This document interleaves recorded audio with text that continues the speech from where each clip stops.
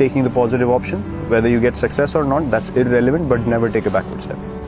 Face the fear, look it in the eye and say, fine, I'm going to have a smile on my face and I'm going to keep coming at it. My mindset is pretty clear, and for us, it's just pursuit of excellence. It happened in 2012, played the IPL in 2012, and the lead up to that was interesting because I had scored my first Test 100 in Australia in 2012, followed by that game against Sri Lanka in Hobart, where we chased that total down within 40 overs. That came out of nowhere, honestly. I did not believe that I could do something like that at the international stage. It happened, gave me so much belief from there, and then Asia Cup came and I got 183 against Pakistan. On a Sunday, everyone was watching, so things really just turned in about 6 months for me. But I forgot the basics of the game. I started, becoming more desperate, and I thought, this IPL, I'm going to dominate everyone. But, the moment IPL started, a few games which didn't go my way, and my mindset completely dropped to the other end. I was eating anything that came in sight. I was finishing, candy packets, 40 pieces a packet. I would finish 3 packets a week. I was eating horribly, sleeping horribly. My habits were all over the place. And I finished IPL. I remember I went home, came out of the shower first day, and I saw myself in the mirror and I was ashamed. It was literally, I saw myself and I thought, I'm looking at another human being, and I told myself, look, if you want to play cricket at the highest level, this is not the way that you can manage. And from next day onwards, I changed everything about my diet, the way I trained, everything, and from then on it was just an obsession. Look, when I step onto the field, I have to believe that I'm the best, because my mindset, as I said, was very clear from the first time I started playing this game. I'm not going to allow anyone to think that I'm just a pushover. So my mindset was, I'm going to go to Australia, and how am I going to score runs against these guys? I wasn't going out there to survive. And from the time I got back home till the Australia tour, I promise you, I was visualizing every day when I was working out in the gym that I'm hitting Mitchell Johnson, I'm hitting these guys all over the park. And those things came to life eventually, because I convinced myself to an extent. When I went there, I was absolutely fearless and things just started flowing. To be honest, before that Australia tour, I was treating every foreign tour like, more like an engineering exam that I have to pass somehow, and I have to show people that I can play at this level.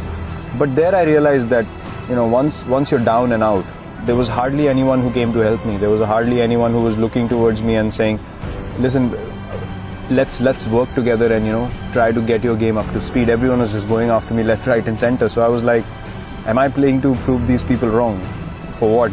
I've got nothing to do with them, and they literally have nothing to contribute in my life. So I went back home. I was down for quite a bit. The great thing that happened at that stage was I realized who's with me, who's not. Things were filtered to an extent that I just got so relaxed. When I went back home, I was like, okay, I've hit rock bottom now. No one believes in me.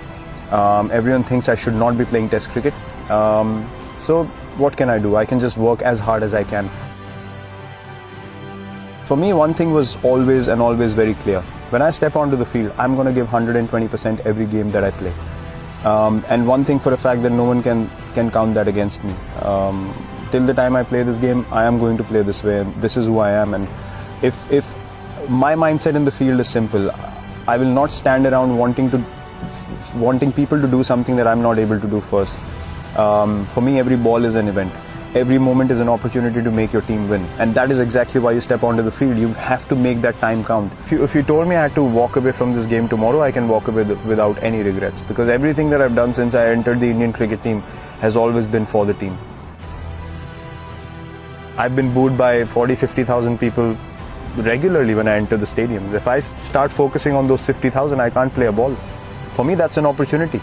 That's an opportunity for me to say, okay, fine, things are stacked up against me. Let me test myself how good I am. There always have been 2 options for me. Either it's fight or flight, and I've never taken flight. I've never taken flight. For me, that's just not a... Because, look, I can take flight if I can't sleep peacefully at night.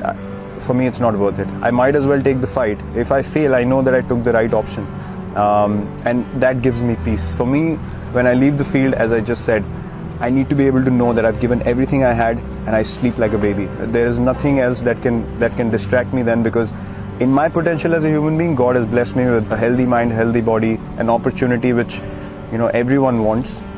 So I have to be honest to that. I have to live up to that. So for me, these things are just a process, just a part of the process, which is you keep moving forward. You keep taking the positive option. Whether you get success or not, that's irrelevant, but never take a backward step. Face the fear, look it in the eye and say, fine, I'm gonna have a smile on my face and I'm gonna keep coming at it. My mindset is pretty clear, and for us, it's just pursuit of excellence.